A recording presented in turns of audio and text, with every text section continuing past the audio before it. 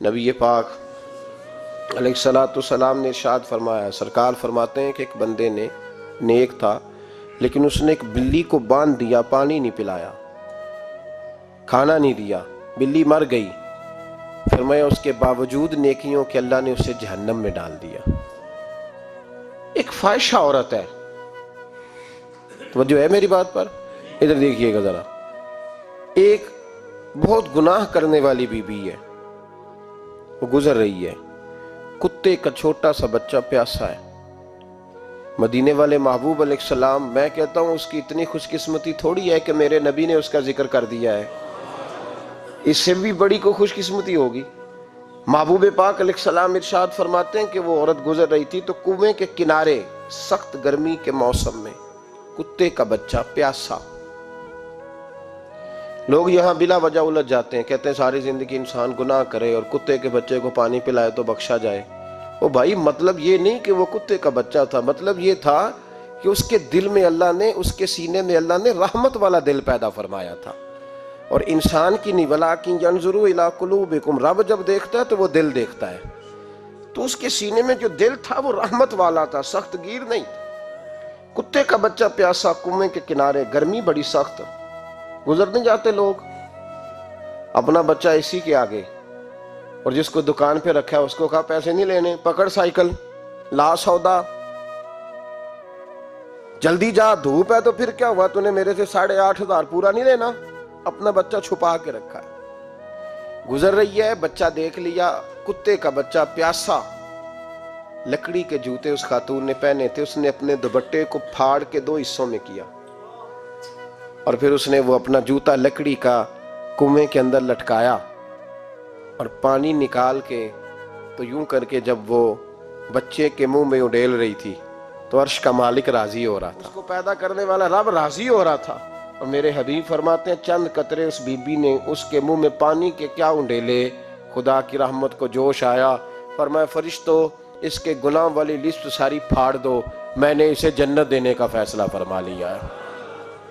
پر اگر تو سخت گیر ہو جائے، دیکھیں نا، جس قوم کا روزانہ کی کوئی نہ کوئی خبر زیادتی کی لگ جائے، کیا بیٹیاں برابر نہیں ہوتی؟ کیا بہنیں برابر نہیں ہوتی؟ جہاں روز کوئی نہ کوئی خبر قتل کی لگ جائے، قتل ہی کر دیا، مار ہی ڈالا کسی کو، جہاں روز کرپشن کے کیس سامنے آئیں، غریبوں کا مال کھا کے بھی لوگ بڑے تسلی سے وقت گزاریں، تو اس کا مطلب یہ ہے کہ اس معاشرے نے یہ سمجھنا ہی چھوڑ دیا ہے کہ ہماری بقا کس چیز میں، ہمارا فائدہ کس چیز میں۔ نرمی پیدا کریں بھائی، اگر طبیعت میں نرمی نہیں ہے، کسی پہ ترس ہی نہیں آتا، اس قدر زیادہ خود غرضی ہو گئی ہے کہ اپنے سوا کوئی شے دکھائی نہیں دیتی۔ یاد رکھیں، جو چاہتا ہے میرے بچے سکھی رہیں وہ غریبوں کے بچوں سے پیار کرے، جو چاہتا ہے میرے گھر کے اندر روشنی رہے وہ کسی غریب کے گھر میں روشنی جلانے کی کوشش کرے، جو چاہتا ہے میرے لیے لوگ رحمت اور کرم کے جذبات رکھیں وہ دوسروں کے حق میں نرمی اختیار کریں۔ ہمارے مزاجوں کی سختی، ہماری طبیعتوں کا کورا پن، اور ہمارے مزاج کے اندر جو سوائے اپنی ذات کے ہم نے سوچنا ہی چھوڑ دیا ہے، اس نے معاشرے کو گھٹن کا شکار کر دیا، اس نے بھائی کا بھی بھائی سے رشتہ لالچ کا بنا دیا۔ زمانہ کسی سے سلام بھی لیتا ہے تو پہلے سوچتا ہے میرا یہ فائدہ کیا کر سکتا ہے، کہاں کر کے یہ میرے کام آ سکتا ہے۔ یہ وہ والا معاشرہ نہیں جس کو میرے نبی پاک علیہ السلام نے تربیت فرمایا ہے۔ اس لیے پلٹ کر دیکھیں حضور ہماری کہاں تربیت کر رہے ہیں، ان چیزوں پر غور فرمائیں۔ نبی کریم سید عالم نور مجسم صلی اللہ تعالی علیہ وسلم کسی کو روتا دیکھ کے رو پڑتے تھے، کسی کو روتا دیکھ۔ حضرت ابوبکر صدیق رضی اللہ تعالیٰ عنہ ارشاد فرماتے ہیں میں حضور کے ساتھ تھا، ایک میدان سے ہم گزر رہے تھے تو ساتھ ہی ایک باغ تھا، وہاں بڑا رش تھا، لوگ بڑے اکٹھے تھے، بہت سارے لوگ جمع تھے۔ تو نبی پاک صلی اللہ علیہ وسلم نے فرمایا ابو بکر پتہ کرو کیا ہوا۔ جناب صدیق اکبر رضی اللہ تعالیٰ عنہ تشریف لائے اور واپس جا کے عرض کرنے لگے یا رسول اللہ صلی اللہ تعالیٰ علیہ وسلم، ایک اونٹ پاگل ہو گیا، لوگوں کو کاٹ رہا ہے، لوگ اس کو گرفتار کرنے کی کوشش کر رہے ہیں، کسی کے ہاتھ میں ڈنڈا ہے، کسی کے ہاتھ میں رسا ہے، کسی کے ہاتھ میں نیزہ ہے، قابو نہیں آتا۔ نبی پاک صلی اللہ علیہ وسلم نے فرمایا چلو میں چلتا ہوں۔ حضرت صدیق اکبر عرض کرنے لگے یا رسول اللہ صلی اللہ علیہ وسلم وہ پاگل ہو گیا، وہ کاٹتا پھر رہا ہے، آپ مہربانی کریں، وہ تکلیف دے گا۔ فرمایا ابو بکر مجھے جانے دو۔ جناب صدیق اکبر فرماتے ہیں نبی پاک صلی اللہ علیہ وسلم تشریف لائے اور حضور جیسے ہی کھڑے ہوئے نا، اونٹ حضور کی طرف بھاگا، نبی پاک کی طرف لپکا وہ۔ میں بھی ڈرنے لگا، جتنے لوگ تھے پریشان ہونے لگے، دوڑا آیا اونٹ۔ ہم سب پریشان تھے لیکن محبوب کے چہرے پر بڑا ہی اطمینان تھا۔ فرماتے اونٹ دوڑا آیا اور سیدھا آ کے اس نے حضور کے قدموں پہ سجدہ کیا، اور جناب صدیق اکبر فرماتے ہیں اس نے حضور کے کان میں کچھ کہا تو نبی پاک کی آنکھوں میں آنسو آ گئے۔ کس کے دکھ پر؟ او بھائی غور تو کرو، اس بات کو سمجھو تو صحیح، تو جیتے جاگتے ہنستے کھیلتے انسان کے دکھ پر پریشان نہیں ہوتا؟ تو مسلمان پڑوسی ساتھ رہنے والا، پلنے والا، بسنے والا، اس کی جوانی، لڑکپن، بڑھاپا تو نے آنکھوں میں دیکھا، تجھے اس کے دکھ پر پریشانی نہیں ہوتی؟ ارے ایک اونٹ کان میں بولا، اس کیفیت کو سمجھ تو صحیح یار، اس رنگ کو محسوس تو کرو مہربانی اہل زمین پر، خدا مہربان ہوگا عرش بری پر۔ کے کان میں کچھ کہا، حضور رو پڑے۔ پھر محبوب نے فرمایا رسی لاؤ۔ مالک رسی لایا تو حضور نے اس کے ناک میں نکیل ڈالی، اس نے خاموشی سے ڈلوا لی۔ حضور نے اس کے ہاتھ میں دیا اور فرمایا تو کہتا ہے پاگل ہو گیا؟ وہ شکایت کر رہا ہے کہ حضور گرمی میں تپ جاتا ہوں پر پانی کا گھونٹ نہیں دیتا۔ یا رسول اللہ صلی اللہ علیہ وسلم یہ میری طاقت سے زیادہ مجھ پر بوجھ رکھتا ہے، محبوبہ میں تیرے سوا کس کو دکھ بتاؤں؟ کام زیادہ لیتا ہے، چارہ کم ڈالتا ہے۔ او بھائی، میرے محبوب پاک سید عالم صلی اللہ علیہ وسلم نے ہمیں جو مزاج عطا فرمایا وہ تو اس طرح کا ہے کہ جانور کو بھی دکھ ہو تو محبوب پاک کو تکلیف ہوتی ہے۔ صحابہ فرماتے ہیں کہ دو آدمی گھوڑے پہ بیٹھے تھے، غور کرنا میری بات پر، دو آدمی گھوڑے پہ بیٹھے، کدھر سے آ رہا ہے کدھر سے جا رہا ہے، رستے میں ملاقات ہوگی تو گھوڑوں پہ بیٹھے آپس میں باتیں کر رہے ہیں، شروع نہیں کر دیتے گفتگو لوگ۔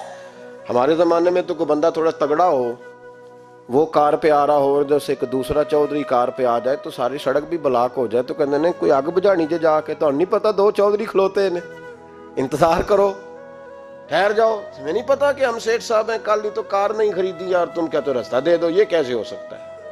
اور میں نے بڑے بڑے عجیب لوگ آنکھوں سے دیکھے، بڑے عجیب لوگ شیشہ کھول کے گاڑی کا کہیں گے ٹھہر جا، کوئی جلدی ہے؟ بھائی تو شارع عام پہ کھڑا ہے اور تجھے رستہ کھولنا تیری ذمہ داری کا حصہ ہے، لیکن وہ کہتا ہے کہ 4 فٹ میں آپ چھڑیے، تو کیسے کہتا ہے کہ رستہ؟